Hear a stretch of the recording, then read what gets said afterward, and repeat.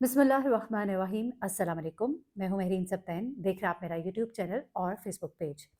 नाज़रीन, 28 मई 2025 को आधी रात एक घर से शोर उठता है। एक शख्स भागता हुआ अपने हमसायों के घरों के दरवाजों को खटखटाता है। परेशानी के आलम में होता है और उन्हें कहता है घर घर जाकर कि मेरी बीवी इस वक्त दर्द से, शदीद दर्द से तड़प रही है। मुझे कुछ समझ नहीं आ रहा, मेरी मदद करो। मोहल्ले वाले उसके घर पहुंचते हैं। उसकी बीवी पेट पकड़कर जोर जोर से चीख रही होती है। मोहल्ले वाले जो है उसको फौरन गाड़ी में डालकर हॉस्पिटल लेकर जाते हैं और ये शख्स जो है अंदर कमरे में सोए हुए अपने 3 बच्चों के पास जाता है। तीनों बच्चे बेसुध पड़े होते हैं। वो मोहल्ले वालों से कहता है, मुझे कुछ समझ नहीं आ रही, मेरे बच्चे जो है वो हिल-जुल नहीं रहे। मोहल्ले वाले इन बच्चों को भी लेकर हॉस्पिटल जाते हैं। हॉस्पिटल जब बच्चे पहुँचते हैं तो पता लगता है कि बच्चे ज़िंदा नहीं हैं। वो शख्स तड़प-तड़प कर रो रहा होता है। उसे कुछ समझ नहीं आ रही होती। वो दीवारों से टक्करें मार रहा होता है। उसकी ज़िंदगी जो है वो ख़त्म हो गई होती है। उसकी नज़रों के सामने उसके 3 मासूम बच्चे, जिनमें 2 बेटे और 1 बेटी होते हैं, वो तीनों के तीनों जाँ भाग हो गए होते हैं। दूसरी जानिब इसकी बीवी जो है हॉस्पिटल में तड़प रही होती है। डॉक्टर्स उसकी हालत देखकर अंदाज़ा लगाते हैं कि उसे कोई फूड पॉइज़निंग हुई है। जिस वक़्त ये शौहर अपने घर दाखिल होता है तो इसकी बीवी इसको ये भी कहती है कि रात को मैंने एक डिश जो है, उनकी बड़ी पॉपुलर डिश है, वो खाई थी और वो डिश खाने के बाद से मेरे पेट में शदीद दर्द हो रहा है।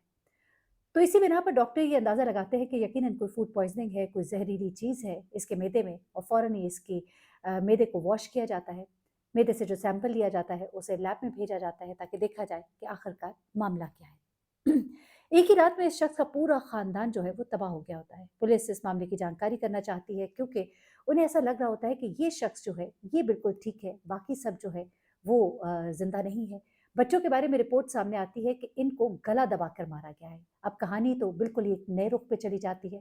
पहले तो सिर्फ ज़हरीली खुराक के बारे में गेस किया जा रहा था, लेकिन अब जो दूसरी बात सामने आती है, वो तो बच्चों का कत्ल हुआ है और उनको गला दबाकर मारा गया है। अब ये चीज़ जो है, ये पुलिस को सस्पिशियस कर देती है इस शख्स के बारे में जो कि इन बच्चों का बाप है, कि वो उस वक़्त कहाँ था। अब ये शख्स अपने बारे में क्या बताता है, ज़रा ये सुनिएगा।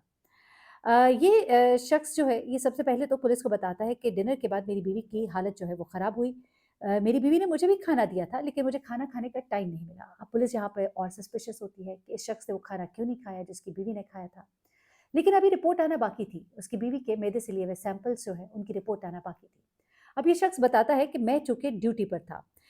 अब पुलिस जो है उसे कहती है कि जब तुम अपने काम पर गए तो तुम्हारा एक तो तुम बहुत लेट आए, तुम इतना लेट क्यों आए? तो ये बताता है कि मेरी ड्यूटी जो थी, मुझे कुछ सामान एक जगह से दूसरी जगह पहुँचाना था।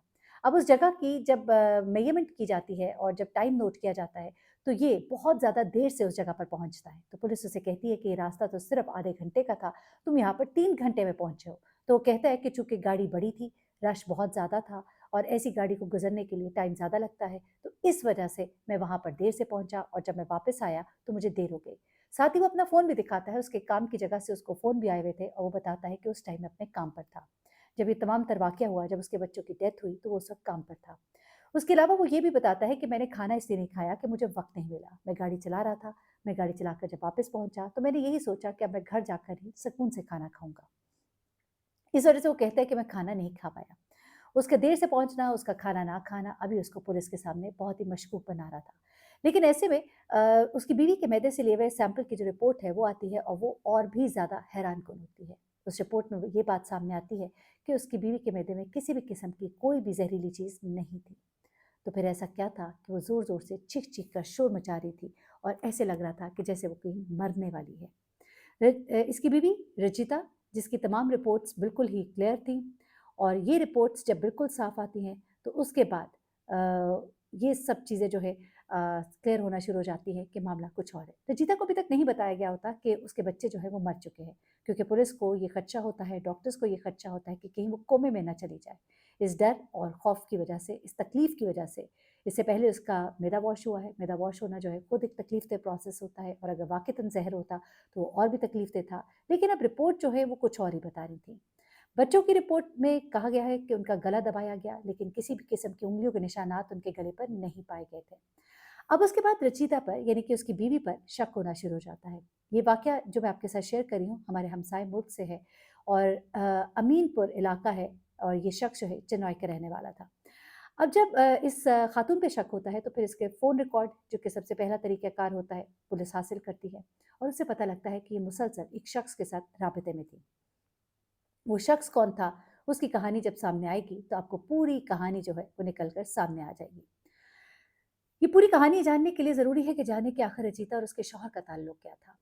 रचीता और उसका शौहर जो है, उनकी 2013 में शादी होती है, जब रचीता सिर्फ मैट्रिक में पढ़ी थी। इसकी उम्र सिर्फ 18 साल थी। इसकी शादी जिस शख्स से होती है, उसकी उम्र इससे 20 साल बड़ी थी। पहले से शादीशुदा था। उसकी वाइफ उसकी डेथ हो चुकी थी और पहले ही बच्चे की पैदाइश के वक़्त वो मर गई थी और डॉक्टर उस बच्चे को भी नहीं बचा सके थे। अब ये शख्स जो है, ये रचिता से तकरीबन 20 साल बड़ा था। इनकी शादी को 12 साल तो हो गए थे, 12 साल में इनके 3 बच्चे भी हो गए थे, लेकिन रचिता कभी भी अपने शौहर से खुश नहीं रही थी। इनका एक मेंटल जो लेवल था, वो कभी भी मिला नहीं था। कभी भी उसको अपने शौहर से आसूदगी हासिल नहीं हुई और दिली तौर पर वो अपनी इस शादी को कभी भी कबूल नहीं कर पाई थी। ऐसे में वो हर वक़्त अपने शौहर का मवाज़ना अपनी उम्र की लड़कियों के शौहरों के साथ करती थी और देखती थी कि वो जो है, वो तो बहुत अच्छे से रहते हैं। अब चनिया जो है, जो इसका शौहर है, वो टैंकर चलाता था और ये एक प्राइवेट स्कूल में टीचिंग करना शुरू कर देती है। अंदर ही अंदर वो इस रिश्ते में घुटती रहती है। आखिर एक दिन स्कूल में एक फंक्शन होता है और इस फंक्शन में उसकी मुलाकात एक शख्स से होती है जिसका नाम शिवा कुमार होता है। शिवा कुमार एक नौजवान लड़का होता है, खूबसूरत लड़का होता है। उसको मिलने के बाद उससे मुलाकातें इसकी शुरू हो जाती हैं और आखिरकार इन दोनों के दरमियान एक ताल्लुक बन जाता है, एक नाजायज़ ताल्लुक भी बन जाता है और अब वो अपने शौहर से बहुत ही नालायक होती है। अब वो शिवा कुमार से कहना शुरू हो जाती है कि तुम मुझसे शादी करो, लेकिन शिवा कहता है कि तुम अपने शौहर को छोड़ो और साथ ही तुम्हारे बच्चे मुझे एक्सेप्टेबल नहीं हैं। अब वो कहती है कि शौहर को छोड़ना इतना आसान नहीं, ज़ाहिर-सी बात है, मुल्क के कुछ कानून भी हैं और बच्चे भी हैं। तो ऐसे में वो एक प्लान बनाती है। ये प्लान बनाने का वो अपने बॉयफ्रेंड को भी बताती है और फिर वो इस प्लान को अंजाम तक पहुँचाते हैं। जिस वक़्त उसका शौहर काम पर गया होता है, वो अपने एक-एक बच्चे को बारी-बारी कमरे में बुलाती है और तौलिए से उनके गर्दन के गिरा डालती है और उनका गला जो है दबता है, साँस रुकता है और बच्चे एक-एक करके मर जाते हैं। तीनों बच्चों को मारने के बाद उनको बिस्तर में लिटा देती है और ये सब कुछ वो शिवा को साथ-साथ फ़ोन पे बता रही होती है। ये सब कुछ उसके कॉल रिकॉर्ड से सामने आ चुका है। उसके बाद जैसे उसका शौहर घर आता है तो वो पेट दर्द का बहाना करती है कि जैसे उसके साथ कुछ हो गया है और उसके बाद बच्चों के बारे में पता लगेगा तो शायद उसका शक उसके शौहर पे ही जाएगा। लेकिन कहानी उल्टी पड़ जाती है जब उसके मैदे के जो सैंपल है सामने आते हैं और पता लगता है कि उसको तो कुछ था ही नहीं। उसके बाद बच्चों की मौत का मामला, उसके बाद जब इसको कन्फ्रंट किया जाता है और आखिरकार पुलिस के हरबों में वो आ जाती है और फिर जब वो बताती है तो वो कहती है कि मैं अपने शौहर से सख्त नाला थी और मैं शिवा से शादी करना चाहती थी। तो उससे पूछा कि तुमने तलाक क्यों नहीं ले ली? तो वो कहती है कि हमारे मुल्क के कवानीन तलाक के हवाले से बड़े सख्त हैं और मैं जल्द अज़ जल्द शिवा के पास जाना चाहती थी। फिर कहा तुमने अपने बच्चे क्यों मार दिए? तो वो कहती है मैंने अपने बच्चे इसलिए मार दिए कि वो शिवा को मंज़ूर नहीं थे और मैं इन ज़िम्मेदारियों में बंधना नहीं चाहती थी। मैं अब अपनी ज़िंदगी को नए तरीके से शुरू करना चाहती थी, अपनी मर्ज़ी के मुताबिक। एक ऐसी ज़ालिम औरत जो माँ कहलाने के लिए भी लायक नहीं है। वो औरत जो सिर्फ़ और सिर्फ़ अपनी ज़ाती खुशी, अपने आप को खुश करने के लिए अपना सब कुछ तबाह कर बैठती है और अब वो दोनों जेल की सुलाखों के पीछे हैं। लेकिन उस शख्स ने अपने बच्चे खोए, अपने घर का सुकून खोया, सब कुछ खो दिया। उसका क्या कसूर था? वालिदैन को भी देखना चाहिए कि जब अपनी बच्चियों की शादी करें तो ये ज़रूर देखें कि उनका इतना ज़्यादा गैप भी ना हो, उन्हें भी कोई आसूदगी हो। सिर्फ शादी नहीं होती, दो लोगों के जहनों का मिलाप भी होता है। आपको ये ज़रूर देखना चाहिए। इस तरह से अगर आप खूंटों से अपनी बेटियों को बांधेंगे तो फिर इस तरह के खौफनाक वाक़यात जो है वो जन्म देंगे।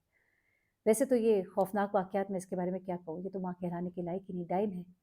लोग सारी ज़िंदगी तरसते हैं औलाद के लिए और ऐसे लोगों को औलाद मिल जाती है जिन्हें औलाद की कदर ही नहीं होती। अपना बहुत ख्याल रखिएगा, दुआ में याद रखिएगा। अल्लाह हाफ़िज़।